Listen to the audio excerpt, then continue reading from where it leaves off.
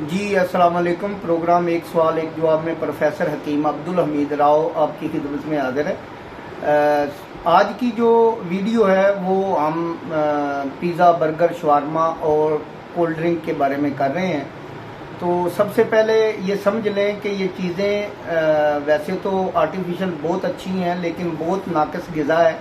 इसने जीना अजीरन कर दिया है। बहुत से अमराज जैसे सेक्सुअल है और दूसरे इसी की वजह से पैदा होते हैं। जो अच्छी ग़िज़ा है वो खाना छोड़ देते हैं लोग, फ्रूट जूस इस्तेमाल करना बंद कर देते हैं और ऐसी चीज़ें खाते हैं जिसकी वजह से उनमें प्रॉब्लम आना शुरू हो जाता है।